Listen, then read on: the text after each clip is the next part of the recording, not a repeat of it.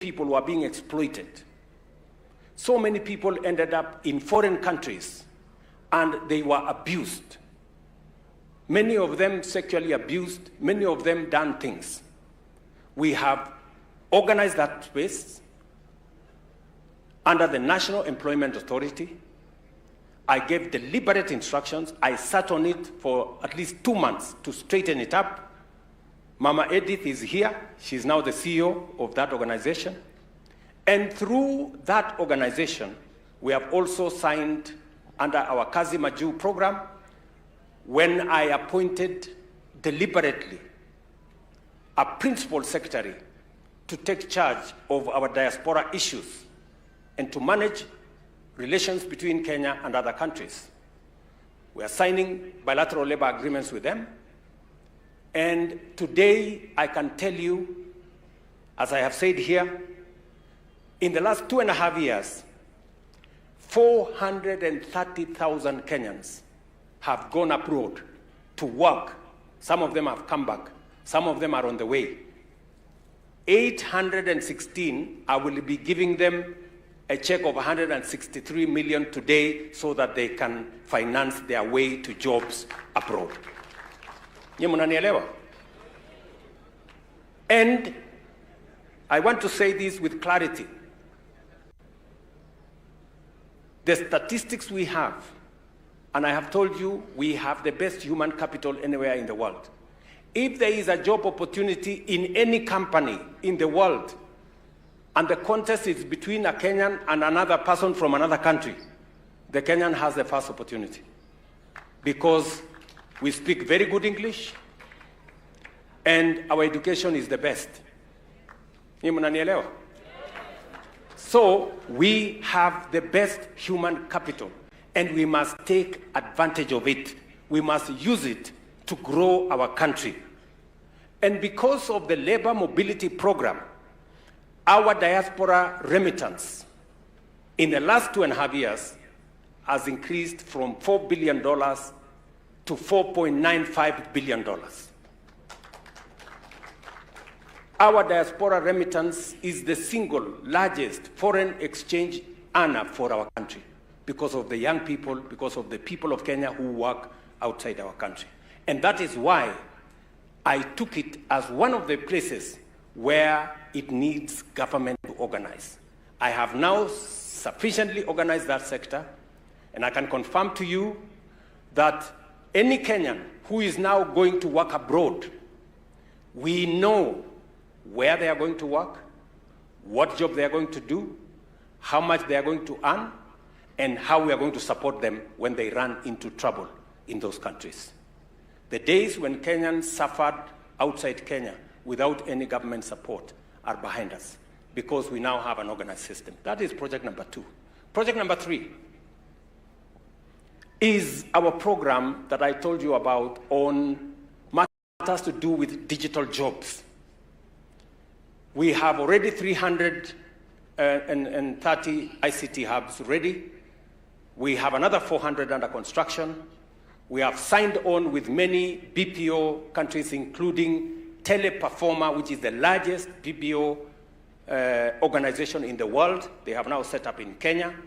And we now have 180,000 young people working on the digital job ecosystem, either in our TVETs, or in our ICT hubs, or in our Jitume labs, because we want to create opportunities for Kenyans to work in foreign companies, but working from home. Number 4 is what I want to tell you now here. We have the program of Nyota. Na nataka munisikize sasa kwa makini. And kama uko na simu, uanze kujipanga hapo kwa simu. The Nyota program is supposed to do another 4 of our programs. Number 1, there are many young people who are Form 4 graduates. They do not have any skill. They have not had an opportunity to go to any TVET or to go to any polytechnic. They don't have any skill. We are looking for 90,000 young people as phase 1 to train them. And as we train them, we are also going to pay them a small stipend. We are going to train them for 1 year. Vijana nataka mnisikize vizuri. Enda hapo kwa *254 hash. Enda kwa nyota. I repeat. *254 hash. Network hakuna hapa leo. Nafikiri wale watu, kuna watu wangu hapa wanazoea kuzima network. Wapi wale watu? Wewe.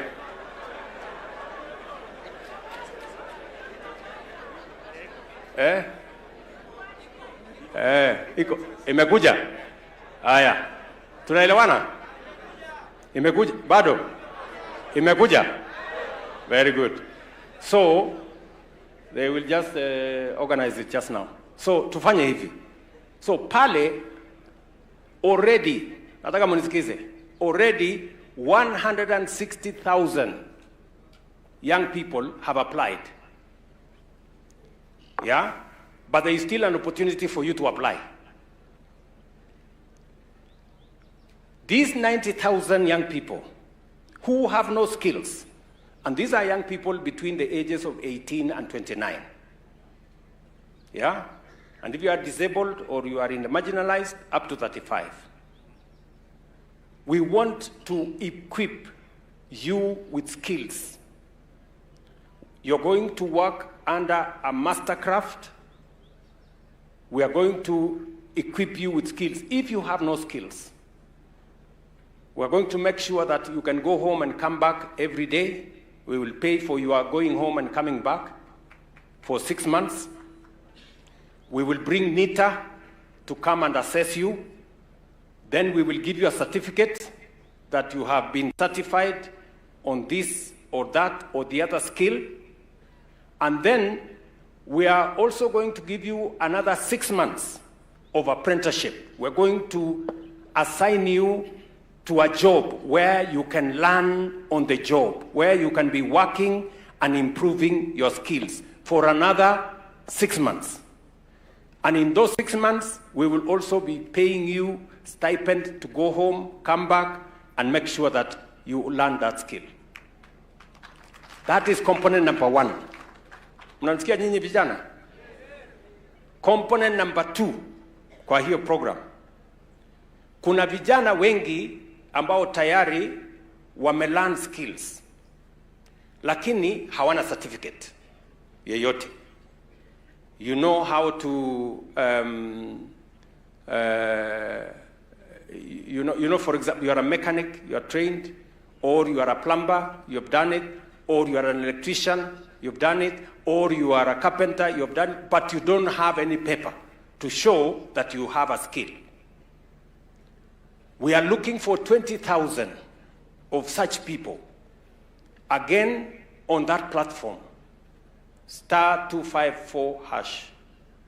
We are going to assess you. We're going to take you through a short course of 1 month.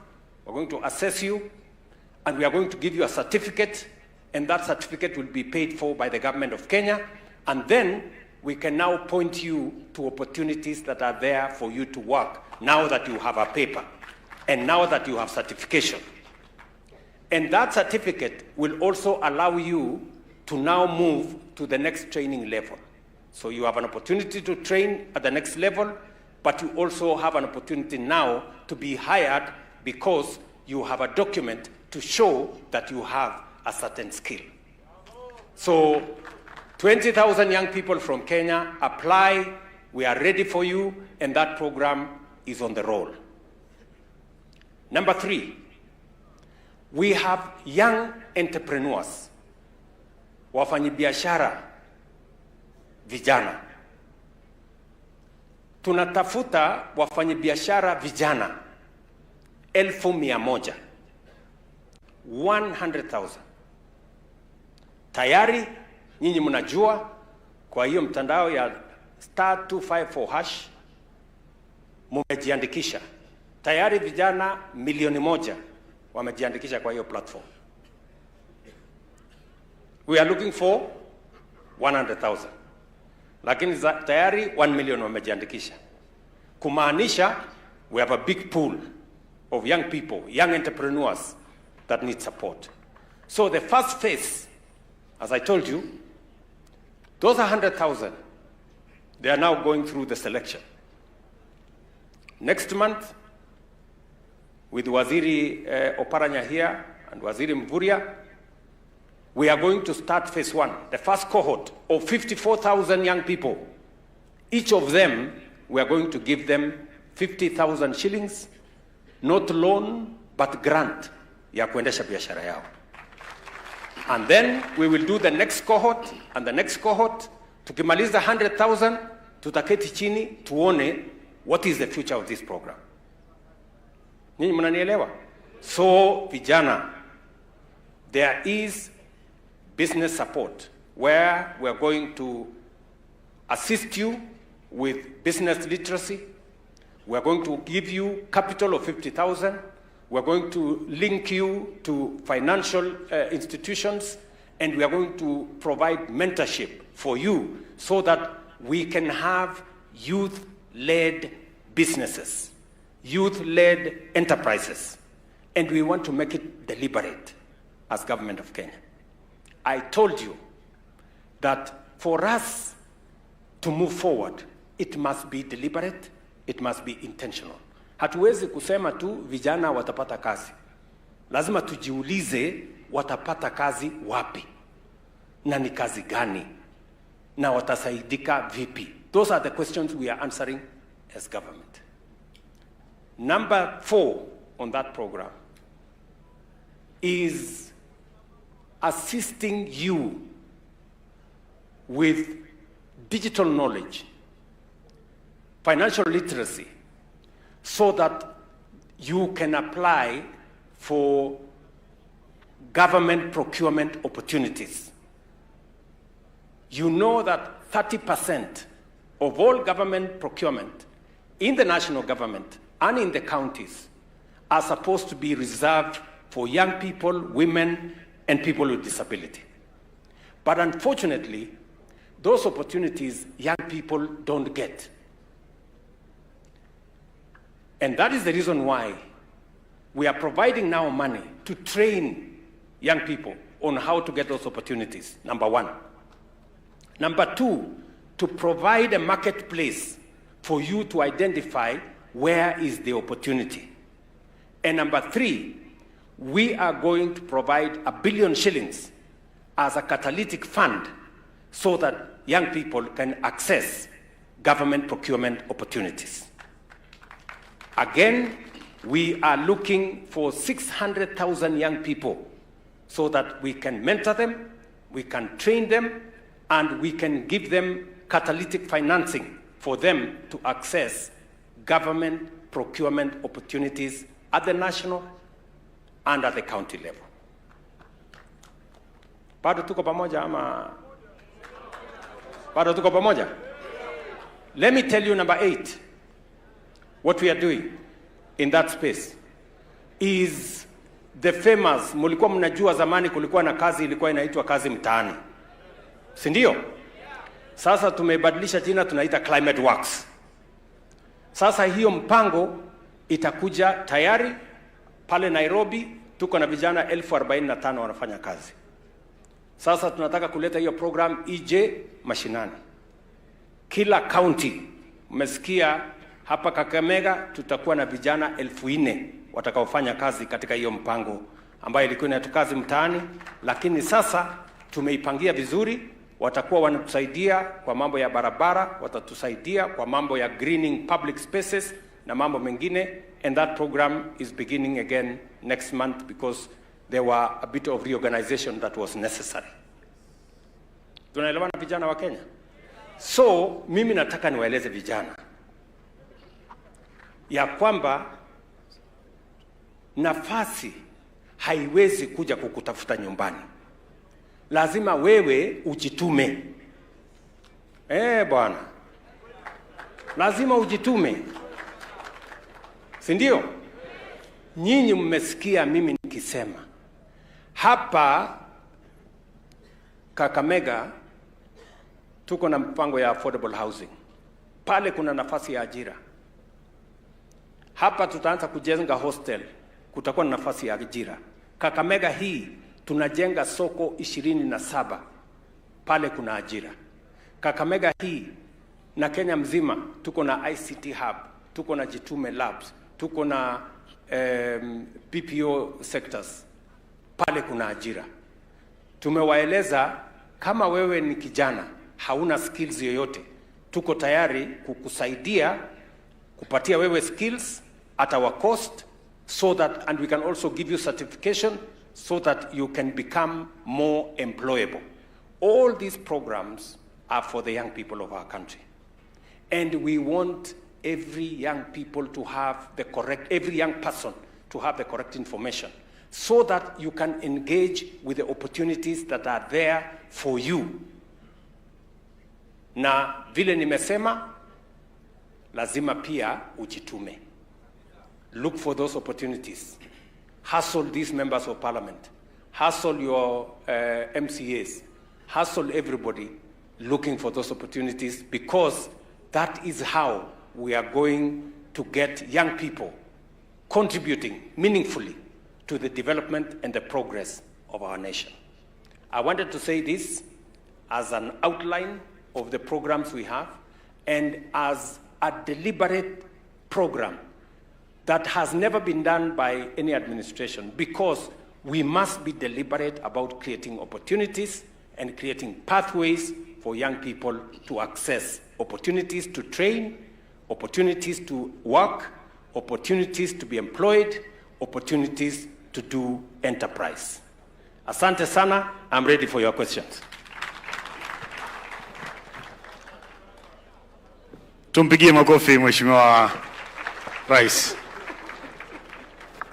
Thank you so much, Your Excellency, for that candid, succinct, elaborate presentation.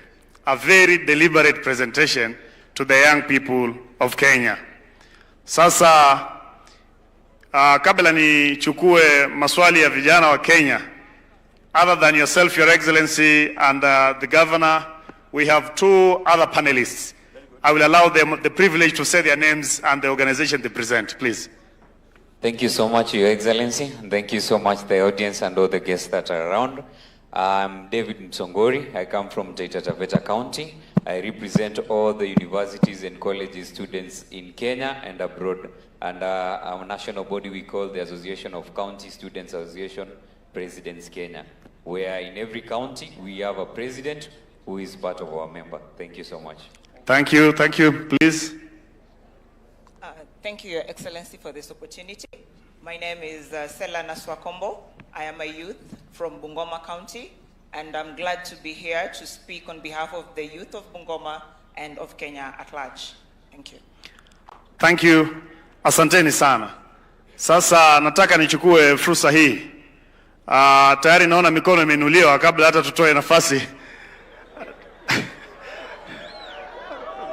Sawa. Tutawapa nafasi. Mheshimiwa Rais yuko na time na nyinyi leo. Leo ni siku yenu. Naomba tupate kijana wa Kakamega County atufungulie na swali. Kijana, tafadhali sema jina lako, mahali unatoka, alafu ulize swali. Hiyo inaweza kugharimu dakika moja tu peke yake. Asante sana. Thank you, Your Excellency, for the elaborate conversation. My name is Conrad Kea. I come from Navaholo.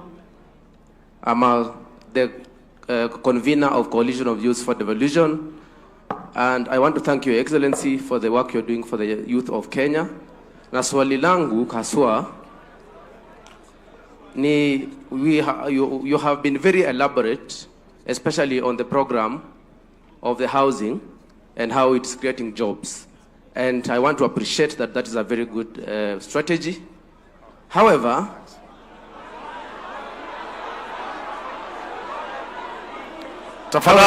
my question is, for professionals who are not in that field, like yourself and myself who did actuarial science, what is the plan of the government to ensure that we do not leave behind professionals that are not in the building sector, but can still benefit from the government programs. And I invite you in October for Youth Revolution Festival. Asante. Asante Kea from Navakolo. Nafikiri baada ya kusikia swali, tutarudi kwenu. Tutarudi kwenu. Sawa, that lady alikuwa anasema maneno ya gender. Yes. Thank you so much, His Excellency. My name is Silva Julie Malaho from Bungoma County. I'm here to ask a question. As a government, you're not able to reach out to all places. So we have CBOs, CSOs, NGOs. I haven't heard you addressing anything or any funding model. For example, we reach out to young ladies, we give them reusable sanitary towels.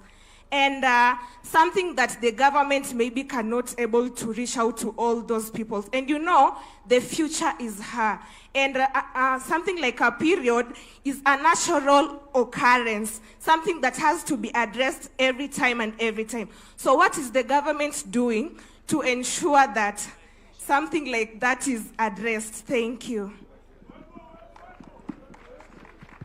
Asante, Sylvia.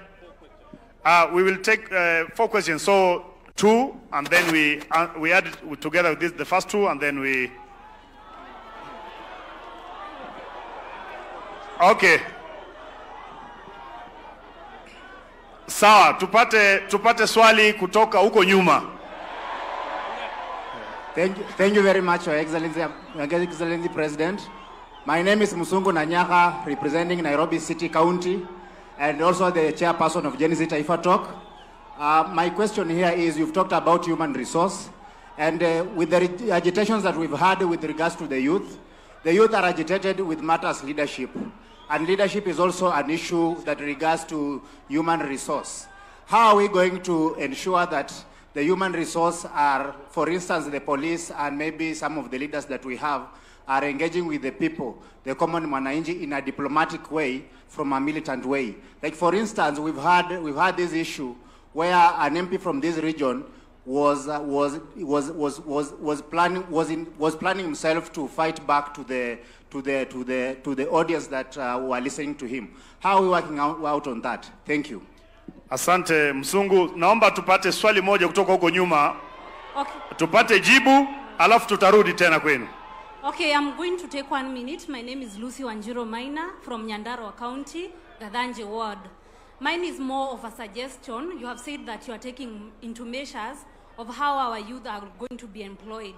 I've seen the issue of TSC. They normally roll out on yearly basis the graduates, and they have a TSC number. That way, the people who graduated earlier have more opportunities. Na hakutakuwa na ile people who are graduating this year, they are being employed as managers. Na watu wenye ambao wako na experience, they are missing out. So if there will be a system in such a way that in each year graduation, watu wanapewa rollout number. Like for instance, we have University of Nairobi, Masinde Moriro, every organization, like from 2017, 2018, 2019 up to now. That way, hakutakuwa na ati hiyo yenye, if job opportunities arrive, watu wenye wali graduate kitambo wanaenda wakipeangwa hivyo. I think it will be much fair. Thank you, Lucy. Yes. Let me take these questions, and then the microphone should be taken behind there for those people sitting behind there to ask their questions. So as you take the microphone behind there, let me just respond in a way to the issues already raised. My good friend, Mr. Kea, has asked about what about professionals in other fields? And that is a very perfect question. And I want to tell you, my good friend Kea, that as we expand the opportunities that we have as a country, you know, there are sectors that are labor intensive. And if you want to inject what you can call a stimulus into an economy, like what happened in the US during what was called the Great Recession, Let's remain orderly, please. Just what happened, Mr. Kerr, in the Great Recession in the US. They invested in public facilities, roads, infrastructure. That is where you have the opportunity to create many jobs. And that is what we are doing also in Kenya. For us to be able to deal with the youth bulge, we have to go to sectors that can help us create more opportunities. And that is why we are targeting the infrastructure sector, housing, public works, roads. Those are the sectors that create the most jobs. But that is not to say that we are ignoring professionals in other areas. As we expand the economy, as we create opportunities, programs like what we are doing in universal health coverage is going to expand the human capital that we have in the health sector. Programs that we are working in education. You've just heard Lucy say, as we hire the teachers and we are expanding the horizon in hiring teachers, we must consider those who trained earlier for opportunities so that those who trained later can come after those who trained earlier. So I agree with you, but our focus is to try and deal with the youth bulge, and that is why we are targeting sectors that can help us create more jobs than other sectors. Number two, Sylvia here has said we should think about our CBOs, our NGOs, and others who are major contributors, and they are partners of government in provision of services that government may not necessarily reach out to. I agree with you that there needs to be a partnership between government and the private sector and the civil society and community-based organizations. It is the reason why we have reorganized the NGO sector. We now have a new NGO law that would help for there to be greater interaction between government and the private sector. And as you notice, even in the process of working in housing, it is not government that is building the houses. It is the private sector that is building the houses. It's actually a collaboration between the private sector and government. And the private sector includes community-based organizations, civil society groups, but maybe there is room for us to improve our collaboration with community-based organizations and the civil society. Number three, my good friend has talked about leadership. How do we make sure that there is civil interaction between the public and the police and all the other government agencies, and making sure that we avoid unnecessary, confrontation that comes as a result of making sure that we have a civil country.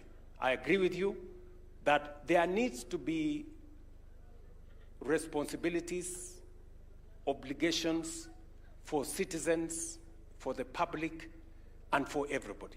Everybody must have a role to play. Everybody has a contribution to make. Citizens have rights.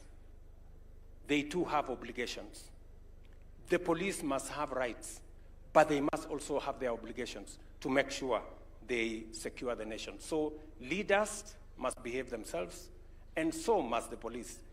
In our program, we are now undertaking the program of redressing some of the injustices that have happened in the past, and also retraining our policemen and women so that we can have better engagement between the public and our security agencies. And finally, Lucy has made a suggestion. Beatrice Inyankala, please take up the suggestion that has been given by Lucy. She has said that she has some recommendation, and I agree with her, that we need to better organize the absorption of teachers so that those who train earlier do not get stranded, while those who train later are absorbed. we should have a program where we have order in that space. Asante sana. Yeah, let me take some, yes, from behind there.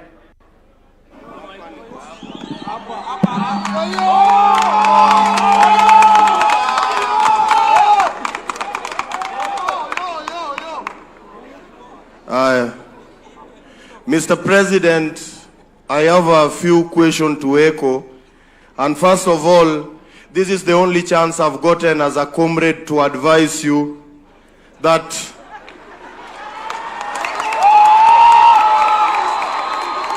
it is very true that if you don't listen to the voters, then 2027, you might listen to the returning officer. I'm saying this boldly as a believer of kumi bila break. So situaribi appetite, make sure you do what the voters want so that we'll celebrate you in 2027. Direct to the question. Mr. President, in Kenya, we are doing a lot of things for formality. We come, we sit, we talk, you articulate a lot of things. Then shida si wewe Bwana President, shida ni watu wako wa mkono.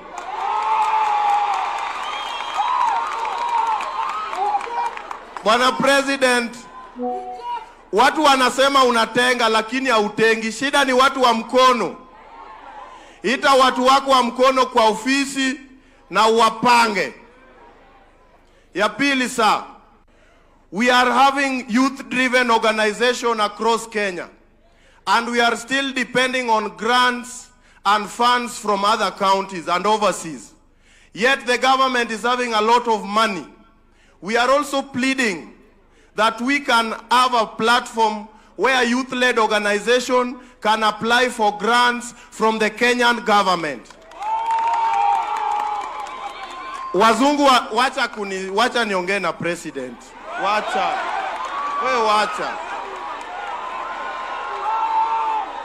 Bwana President, pesa iko kwa serikali yetu ya Kenya and Kenya is very rich. Wazungu wanatuona kama omba. Yet there is a lot of money from the Kenyan government. If there are youth-led organizations that are doing youth programs, mtupe hizi pesa ili youth wapate kazi at the ground level. Ya mwisho Bwana President, mimi kama the Dean of Comrades, sisi tunaona umempower sana watu wa secondary. Unawapea free food primary hapo Nairobi. Unadhani sisi comrades tumeshiba?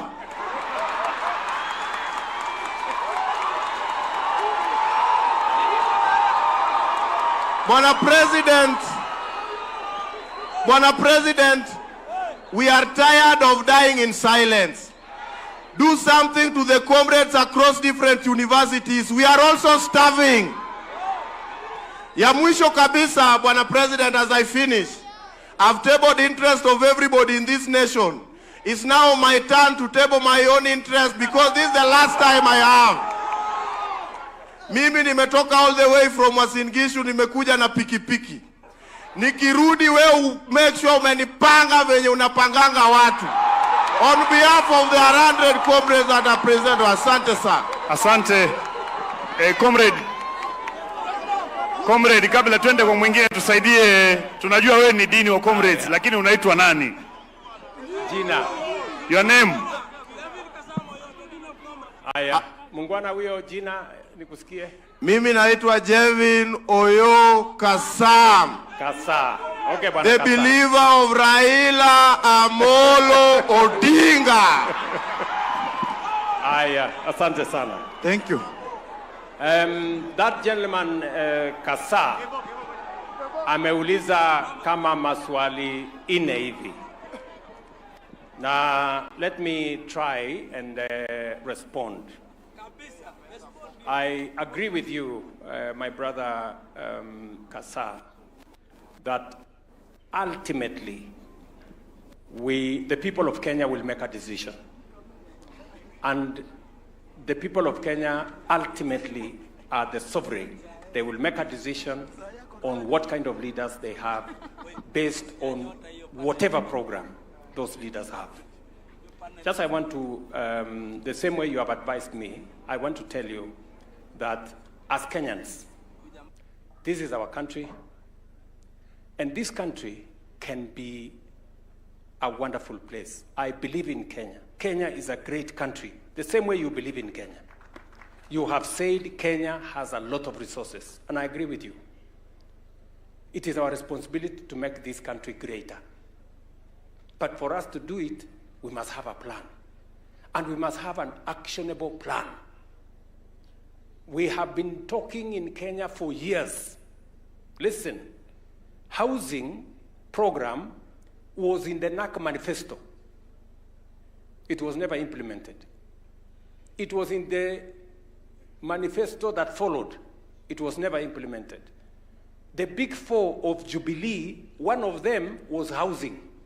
It was never implemented. That is why I have decided that I will bite the bullet and I will implement housing, create the jobs, and make sure that it works for Kenyans. So what you are saying is that leaders must match what they say with what they do. And that is exactly what I want us to do. Let me give you another example.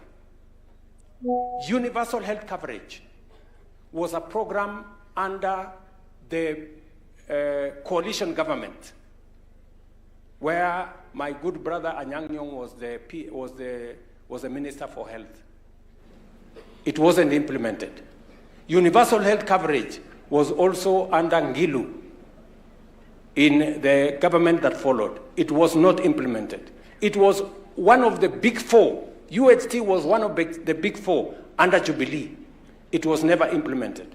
That is why I decided this time round, it is not going to be talk.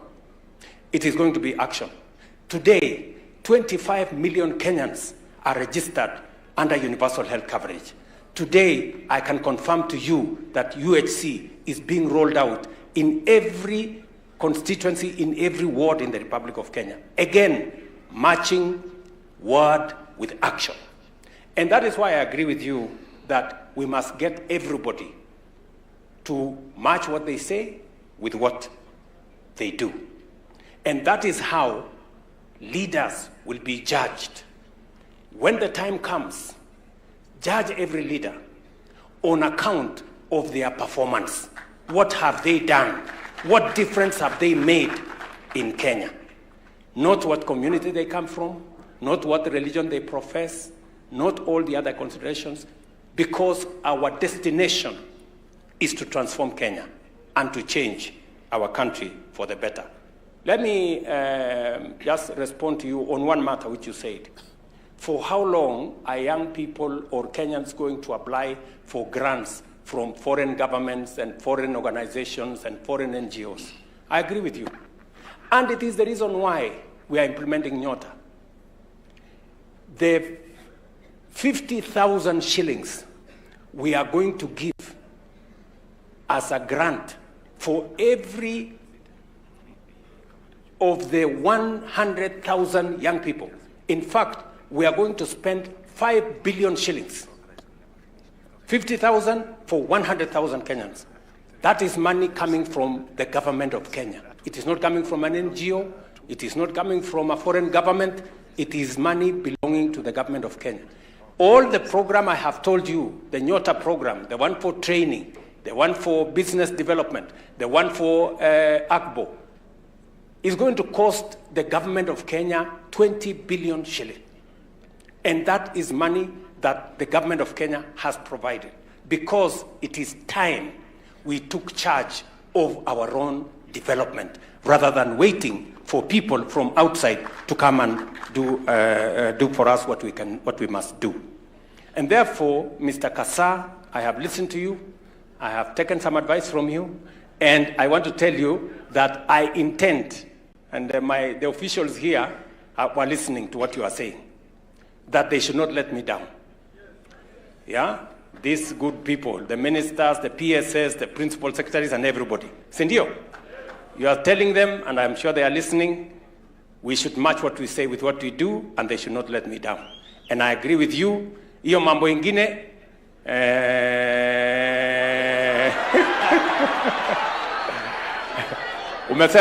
Umesema umefikaje hapa? Na pikipiki. So unataka kurudi aje?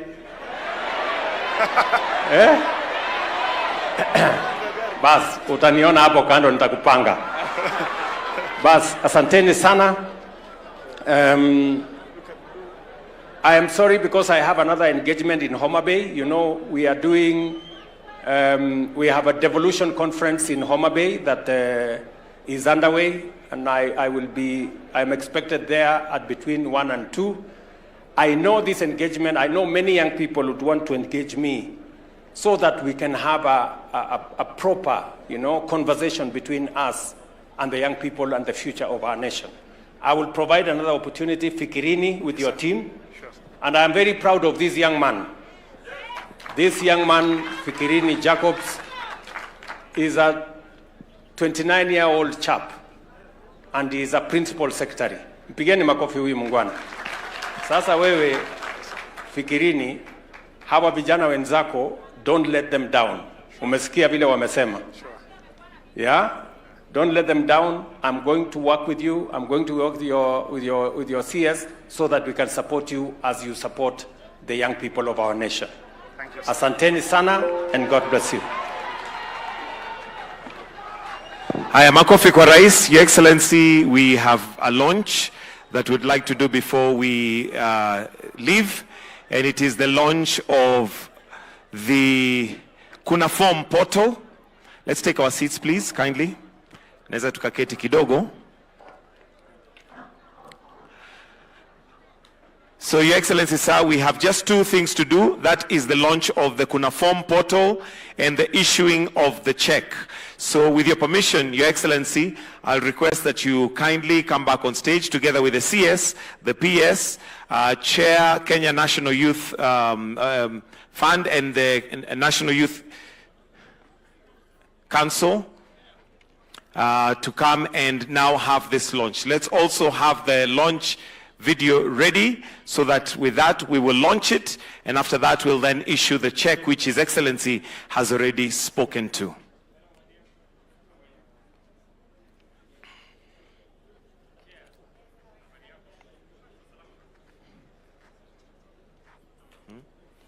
Okay.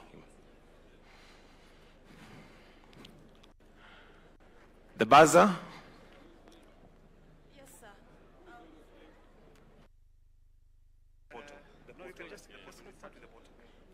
Vijana Woza. Thank you, Your Excellency, and all protocols observed.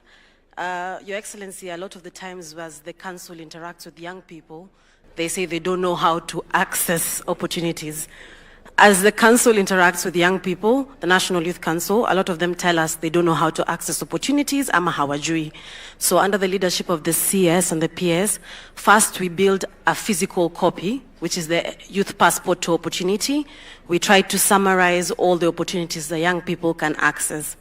And then with the support of the PS and the CS, we were able to build a portal. Iyo portal inaitwa Kuna Form. Kuna Form at NYC Kenya.